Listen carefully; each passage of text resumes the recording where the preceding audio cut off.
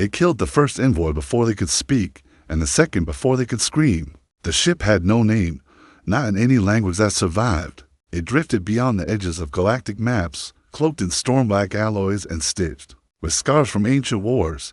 It was said to pulse with a sentience not born of circuits or soul. Something older, angrier. Every species that tried to tame it, enter it, or even understand it, vanished. Some said it was a weapon from the war before stars had names. Others whispered it was a test, a final judge left behind by a long-dead race. But one truth was undeniable. No alien had ever returned. Far below the galactic rim, in a quiet junk belt orbiting a red dwarf, Idris Harlan clawed his way through another sunburned day of salvage. His suit was patched, his oxygen tank moaned with every breath, and the AI on his comm was stuck in a loop again. Idris Harlan, life signs, stressed, recommended action, hydrate or die. He ignored it. The war had ended 7 years ago, but Earth never recovered. The colonies either turned feral or folded into alien dominions. Humanity had scattered like ash, and Idris was one of the forgotten sparks. He didn't remember much from the war, only screams filtered through static and the burning of Europa's sky as the Mark Hive turned oceans into acid. He had fought, he had lost, and now he survived, barely, selling wreckage from machines older than memory. Today, the scanners picked up something different. The derelict loomed like a leviathan, silent, angled like a dagger aimed at the sun. Idris's ship AI stuttered at the sight of it, even the sensor feed distorted, glitching in patterns too rhythmic to be random, unknown contact. Origin, non-aligning with known databases. Material, impermeable. Caution, recommend. Immediate withdrawal.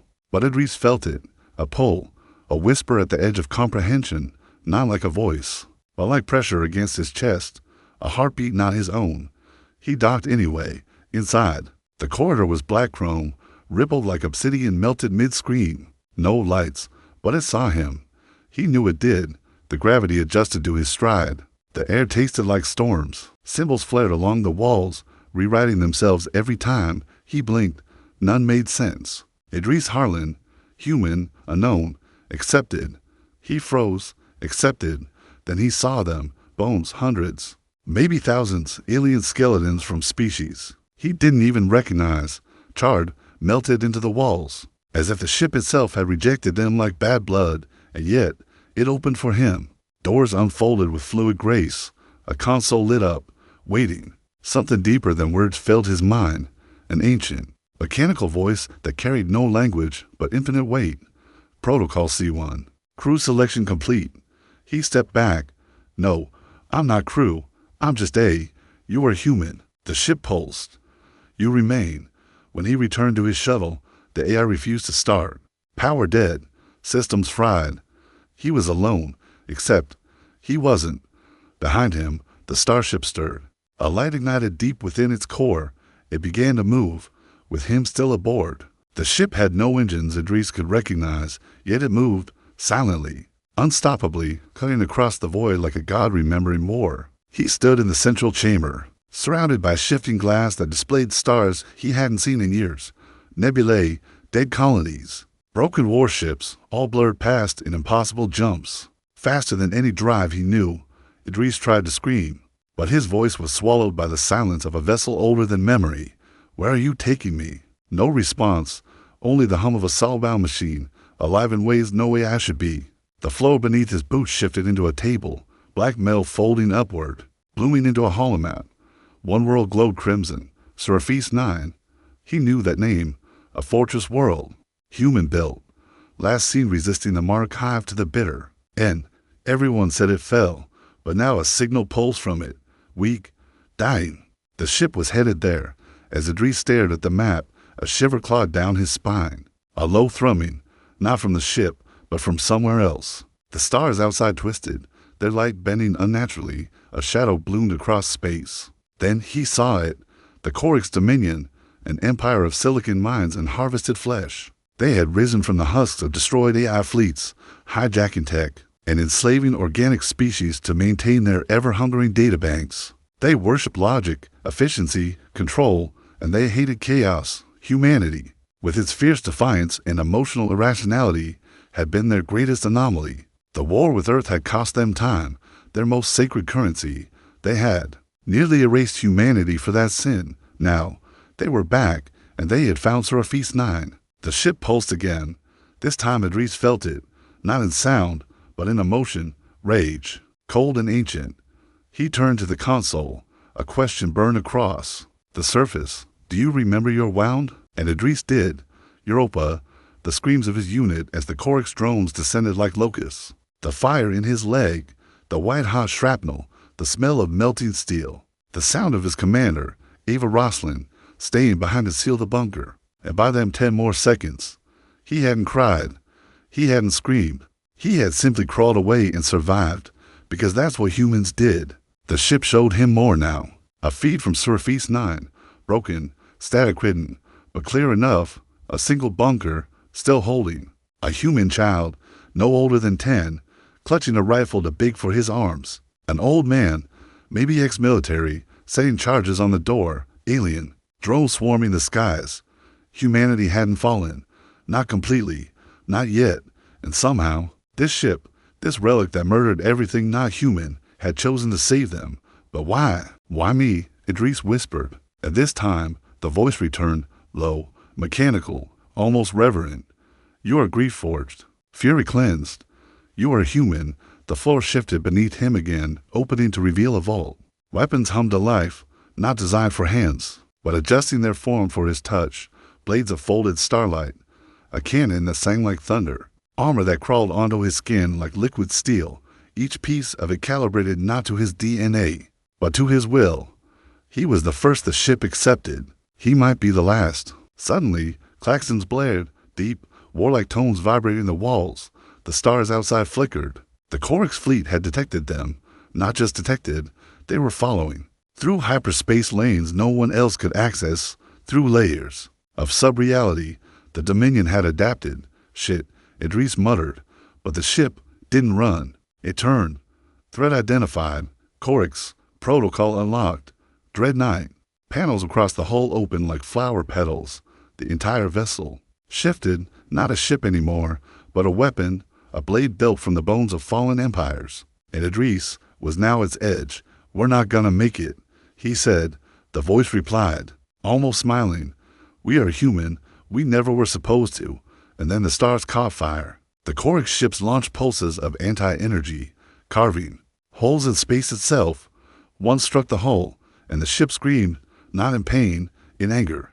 Idris watched as the vessel retaliated. No torpedoes, no missiles. It bent light. It twisted gravity. It reached through space and tore a Dominion cruiser. And half using its shadow, still, they came. 5 more Orcs flagships, dozens of harvest drones, and Seraphis 9, still burning on the edge of the system, waited. Idris knew what he had to do. He reached for the helm, hand trembling. Take me to them. The ship responded instantly. Course set, humanity, and as the darkness closed in, the last words Idris whispered to himself weren't a prayer or a curse. They were a promise. I'm coming, Ava. I'm coming for all of them. The sky over Seraphis 9 bled silver.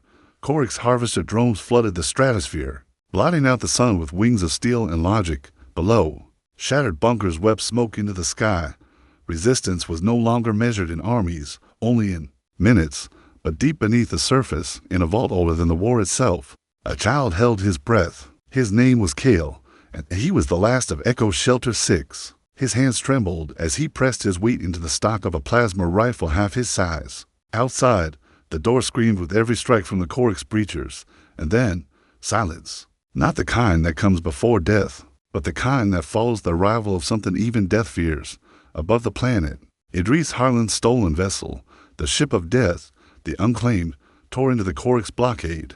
The stars flared as the ship struck without warning, slicing through the Dominion formation with impossible precision. It moved like a beast that had waited for this fight, as if each weapon strike was an old memory rekindled, and at its heart stood Idris, encased in armor that breathed and bled with him. He didn't know what half the ship's functions did, but he didn't need to, because the moment the Dominion saw him, they adapted.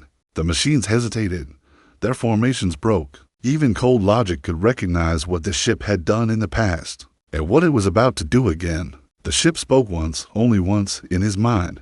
Do you choose to be its edge? Idris didn't answer with words. He lunged into the drop core.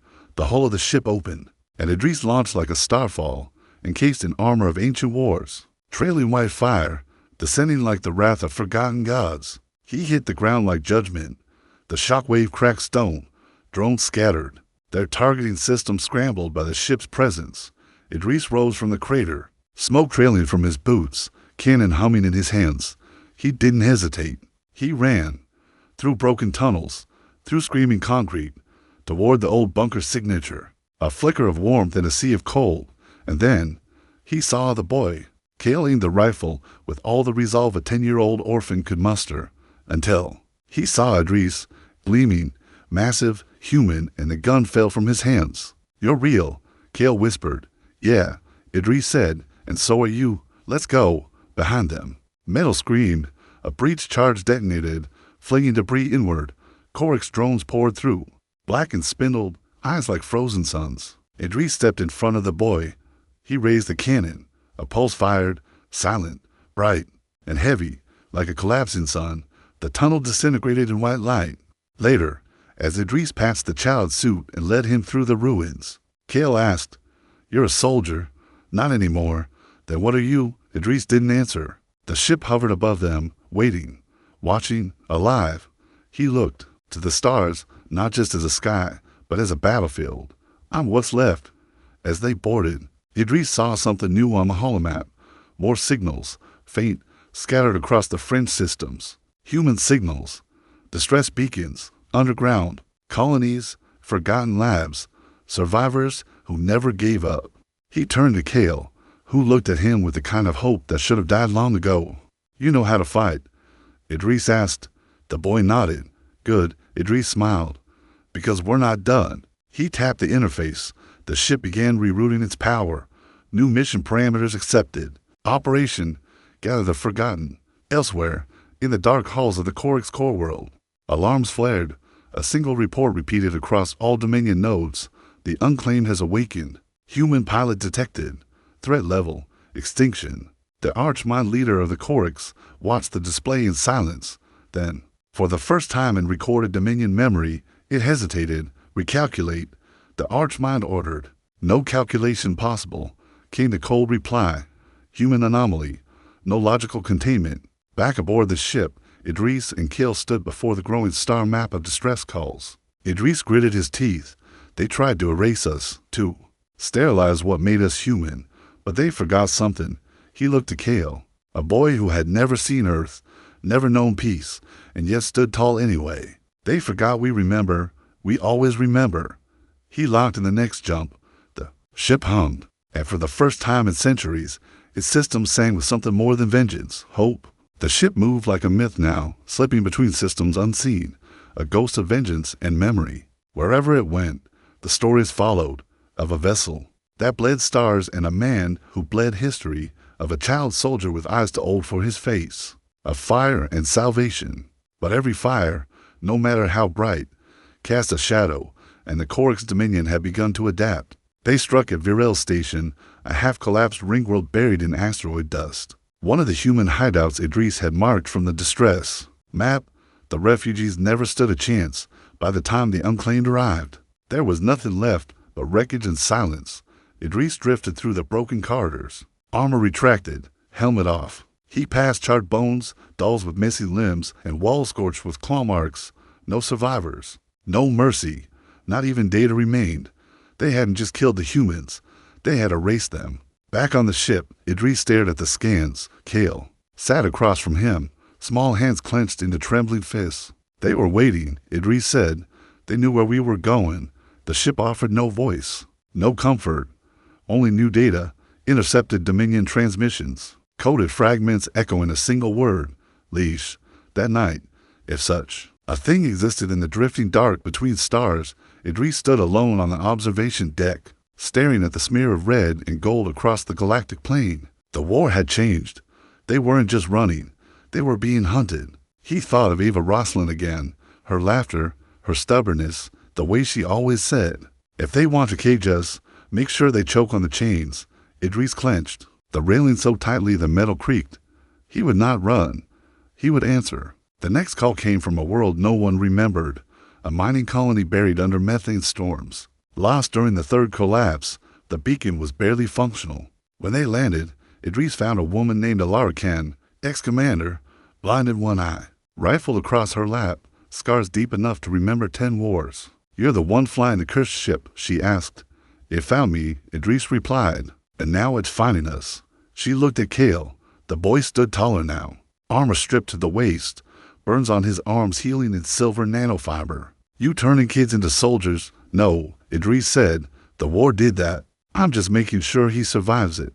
She didn't argue. She just nodded and packed her things. "Then let's burn the bastards."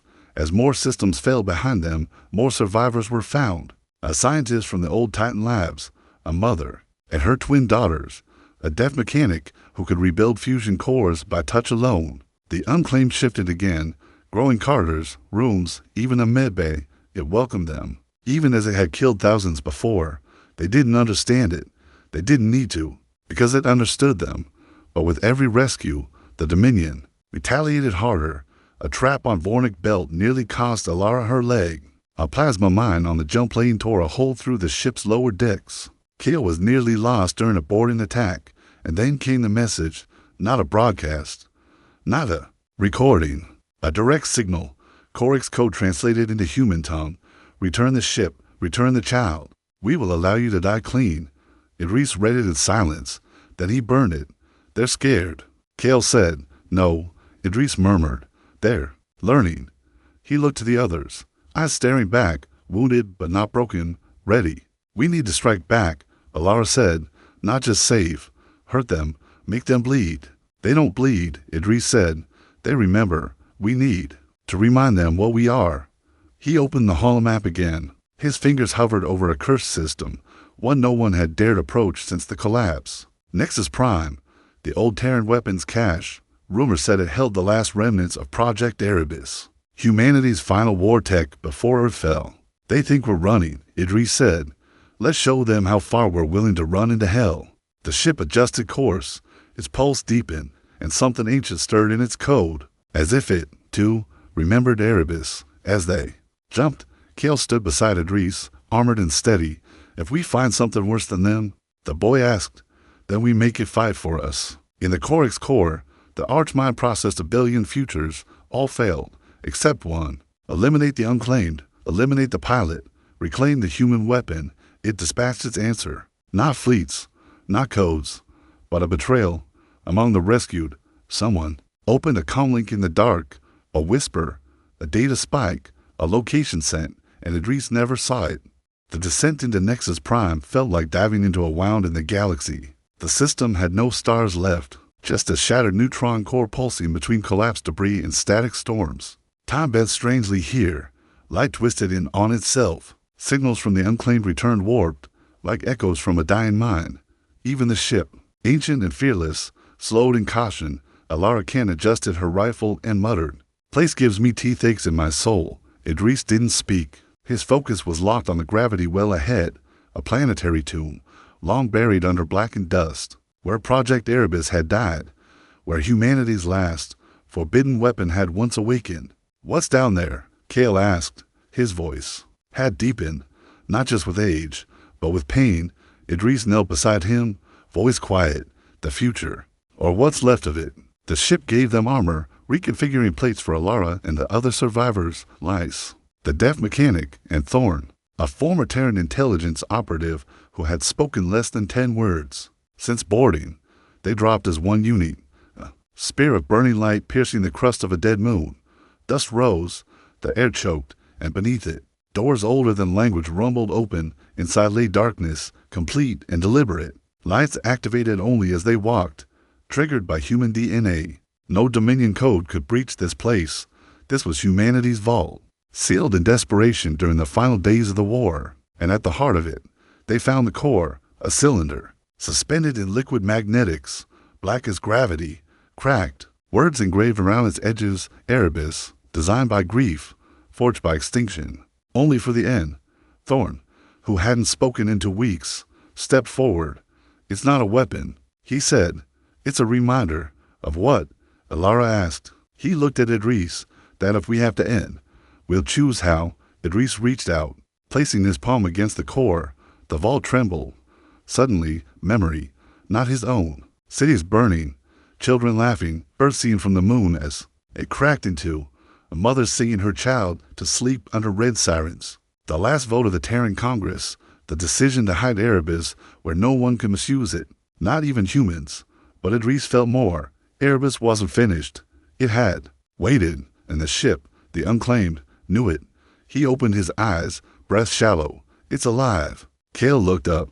Like the ship, Idris nodded. Worse and smarter. Outside, in orbit, the betrayal began. The survivor known as Elias, a soft-voiced engineer rescued from the wrecks of Perseid Arc 5, slipped into the comms relay, overriding the ship's encryption. His fingers trembled as he transmitted the beacon, coordinates, biosignature, Erebus access logs. He whispered into the static, "Payment. You promised you'd let my family live." From the void, the Orcs archmind responded, "You have served," and then his body exploded into ash. A single spike of gray nanoflesh embedded in his skull had always been enough. Back in the vault, Idris's comm screamed, "Proximity breach. 6 Dominion spear ships inbound. Impact in 240 seconds. How the hell did they find us?" Alara shouted. "Someone gave us up." Idris growled, "But it doesn't matter now." He turned back to Erebus. "Can it help us?" The vault lights changed, from cold, blue to pulsing crimson. The core opened. Inside was not a weapon. It was a seed, a living cluster of encoded consciousness and collapsing energy. A last-ditch experiment in hybrid minefields and emotional-based computation. "It's a human soul," Kale whispered. No one denied it. The ship's voice returned, stronger than ever. "Erebus's pain. Memory, unacceptable to the Dominion. Do you accept it?" Idris stepped forward. "I was there when Earth burned. I survived Europa. I carried every face I lost with me." He looked to Kale, Alara, Thorn, and the others. "But I never stopped feeling it." He reached out. "Give it to me." The moment the Erebus seed touched Idris's chest plate, the world shattered. Time dilated. He saw everything, every death, every betrayal. Every time humanity chose to rise again instead of kneel. He saw Ava Roslin's last breath, whispering his name. He saw her split apart, not just in death, but in defiance, and when he opened his eyes, his armor had changed. Dark chrome veins pulsed across it. His irises burned with starlight. He could hear the unclaimed speaking through him now, not as a tool, but as a partner. "I see now," he murmured. "We are the weapon, the story they fear." The Orcs fleet dropped from hyperspace. The air around Nexus Prime screamed. Idris turned to the others. "Get back to the ship. I'll hold them off."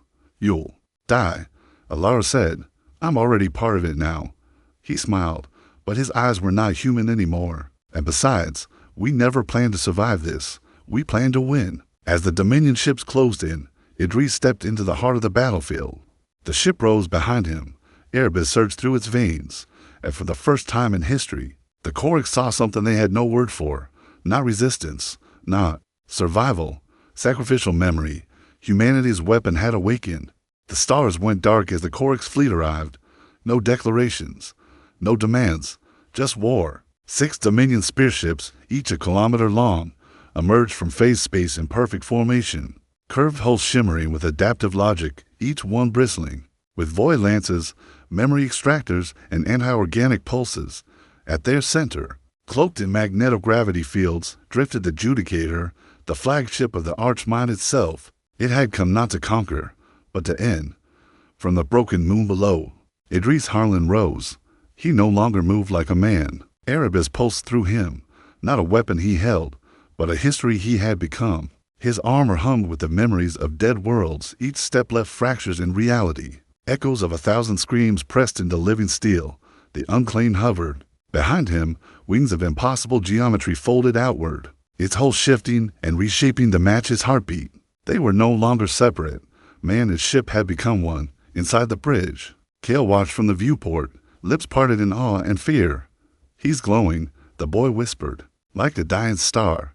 Alara stepped beside him, face hard. "He's not dying." She watched as Idris hovered above the dead moon, a single figure facing the fleet. "He's remembering." The Dominion fired first. The void cracked. Beams of phase rupture energy slammed toward Idris, weapons that Could hollow moons erase timelines, unmake thought? And he didn't move. He simply raised a hand. A pulse detonated from his chest. Not energy, not plasma, but something deeper. Emotion, grief, love, rage, loss. Every feeling the Orcs had tried to erase from the galaxy, weaponized into a shield of raw memory. The blast hit and vanished. Then Idris attacked. The air between him and the nearest Dominion ship tore open like fabric. He stepped through, not teleporting, but moving faster than physics allowed, guided by the unclaims. Will, he struck the first ship with a spear of folded pain, a memory of Europa's fall, sharpened into light. The vessel exploded inward, folding like paper in fire. 2 more followed. He danced between them, carried by the ship's neural tide, his armor trailing emotional heat, so powerful that even the logic-bound AI engines screamed in confusion. The Dominion faltered. For the first time in eons, they hesitated. But they were not without answers from the Judicator's core. The Archmind deployed its final tool, the Warden, a sentient algorithm forged from the harvested minds of extinct empires, a creature of pure adaptation. It emerged as a swarm, then a shape, then a blade. It moved like water, thought like war. It had no past, no grief, only the present. And it wanted Idris. The collision shook space. Man and machine clashed in a spiral of color and silence, locked between moments. Idris's spear shattered. His chest plate cracked. The Warden's form shifted with every blow, stealing Idris's tactics, adapting in real time. It learned, faster than anything he'd fought. But it couldn't feel, and that was its flaw. You're fast, Idris growled, blood leaking from his jaw. The Warden struck again. His side broke, ribs compressed. You're smart. He rolled, deflected, launched a shockwave of memories into the Warden's mind. It resisted, laughed, without laughing. But you've never lost something. Then he grabbed the Warden's core, pulling it close. And I have. He detonated everything. The explosion was not light. It was remembrance. A burst of grief so total, so human, that even the Archmind recoiled. For 1 second, every Dominion unit in the system paused, because in that moment, they felt loss, love, the weight of a world you can't save, the heat of a hand that goes cold, the sound of your name whispered as the air runs out. They had no defenses for that. The Warden disintegrated, not broken by force, but by meaning. Idris drifted in the wreckage, his armor gone, body cracked, consciousness slipping. The unclaimed caught him, wrapping him in energy, carrying him back toward the bridge. But the damage was done. The ship was failing. Erebus burned to hot. The systems, once dormant, were now alive with cascading collapse. He's dying, Keel said, running to the medbay. The core's unstable, and the Dominion, Alara demanded. Lights pointed to the scanners. They're pulling back, not fleeing, studying. Alara's voice went cold. They'll come again. Smarter, harder. They always do. In the medbay, Idris's eyes fluttered open. He saw them, Kale, Alara, Thorn, Lice, survivors. He gripped Kale's arm weakly. Don't let it end here. We won't, Kale said, tears cutting clean lines down his face. The ship Idris rasped. It's not done. You have to finish it. You have to choose. The lights dimmed. The hull groaned, and the unclaimed, for the first time, whispered not to Idris, but to them. Pilot connection severed. New candidates required. Kale stood. He looked to the others, to the map of broken human beacons still waiting across the stars, to the silent Judicator waiting in the dark, to the memory of Idris. Not a man, but a story. He gave us the fight, Kale said. Now we give it meaning. The ship heard him. It opened, and the stars began to move again. The child now commands the ghost of a god. That's what the Dominion whisper across fractured networks. The Archmind doesn't speak it aloud, but the data sings it over and over again. The unclaimed lives. The pilot is dead, and the ship chose again. Kale stands where Idris once stood, heart pounding, hands trembling. He's not a soldier, not a tactician, not yet, but the ship knows him, and more importantly, he knows loss. That, in the eyes of Erebus, is the only test that ever mattered. Are you sure about this? Alara asks. Her hand rests on Kale's shoulder. There's still time to run. Kale doesn't look away from the stars. He didn't run. Behind him, the unclaimed shifts. Corridors realign. Systems come alive. Not for Idris, for them, the last spark of defiance. The flame Idris passed with his dying breath. Mission priority, last fire, that's what the ship now calls the operation. A final strike, not for survival, not for defense, for vengeance. The Judicator still floats in Korix space, its AI core dormant, watching, calculating. It believes the threat has passed. It believes Idris was the anomaly. The Unclaimed aims to teach it otherwise. The Dominion doesn't wait for them to arrive. As soon as the ship jumps near their frontier, 3 spear ships intercept. But the Unclaimed is no longer alone. Elara leads a second ship, a repurposed freighter turned warship, cobbled together from wreckage and defiance. Lies commands the engine cores. Thorn has rallied survivors across 5 systems, arming them with relic tech, viral AI bombs, and rage. They are not an army. They are what's left. Kale gives the order. His voice cracks, but it carries. All units. Burn clean. Burn loud for Idris. The Unclaimed launches forward. No war drums. No chants. No glory. Only speed. Only silence. Only vengeance. They hit the first spearship mid-transmission. Kale releases the Erebus protocol through the weapons array. A motion-forged blast. That fries synthetic minds. The ship feels now. Each pulse is memory. Sharpened to a blade. The laughter of a child beneath stars that no longer shine. The silence after your mother's breath ends. The final hug before you're drafted. The Dominion screams, not in pain, but in confusion. It cannot process the attack. Cannot classify what it does not understand. It breaks. The second spearship reacts faster. It launches an anti-cycle burst, designed to fry a motion-based tech, but the Unclaimed absorbs it, redirects it, weaponizes the attacker's logic against itself. The second ship tears itself apart in a perfect spiral of collapsing protocols. Kale barely breathes. He's not fighting with guns.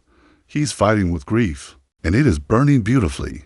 Only the Judicator remains, at the center of Korix-controlled space, surrounded by logic bunkers, drone clouds, weaponized code storms. The Unclaimed stops just outside its range. Kale stares into the void, and the Archmind speaks.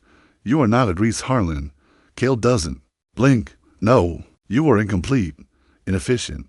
I am human. You cannot win. Then watch me try. He activates the memory pathway, the last piece Idris unlocked before his death. The ship pulls everything from the Erebus core, the agony, the triumph, the long, bloody journey of a species that refused to die. Then, it transmits all of it directly into the Judicator's core, not as a virus, not as data, but as truth. Billions of memories crash into Dominion processors. They begin to malfunction, twist, collapse.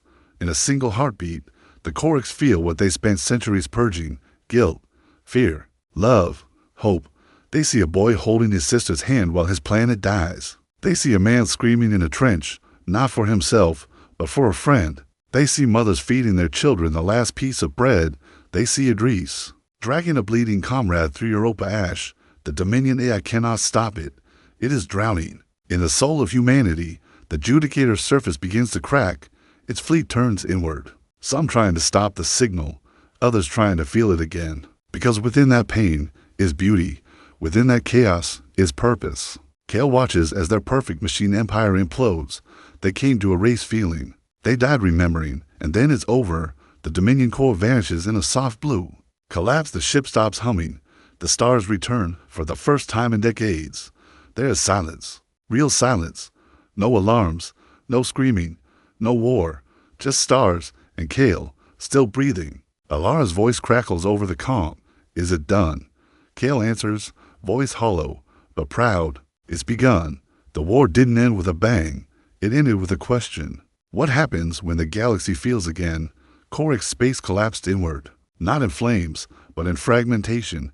Entire sectors fell silent.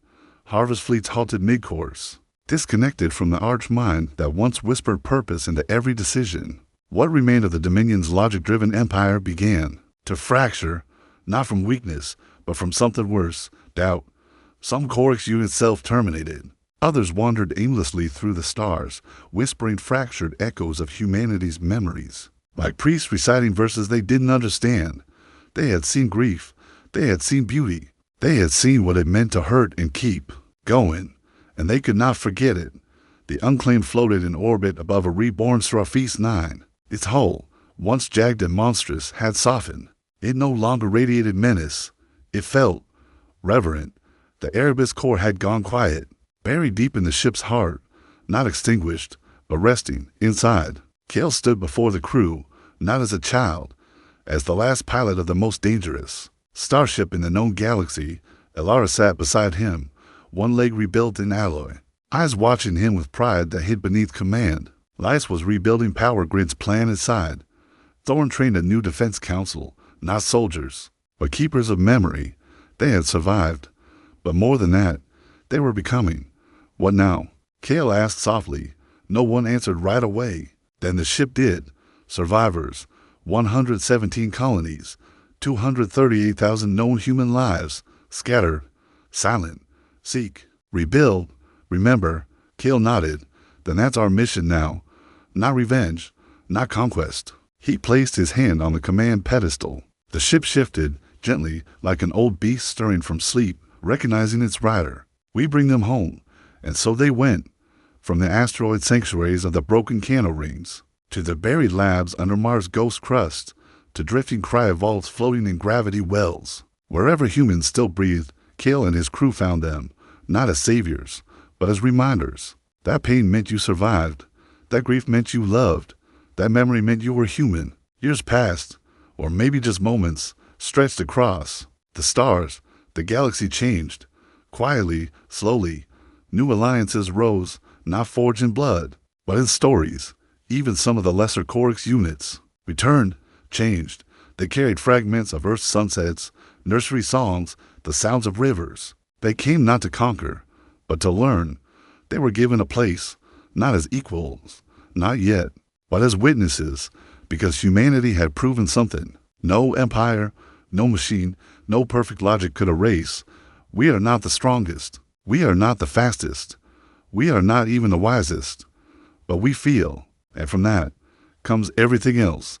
In time, Kale grew older. The boy became a commander, then a guide, then a story, and eventually he stepped down.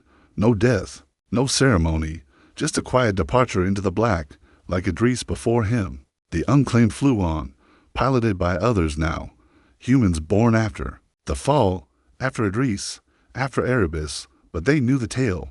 They lived it every time the ship responded to grief, every time it sang to their pain, every time it opened its hull not to power, but to memory. Some say the ship will fly forever, never resting, never forgetting. Others say one day it will return to Earth, wherever its pieces lie, and plant Erebus like a seed, so the next species that rises will find the story.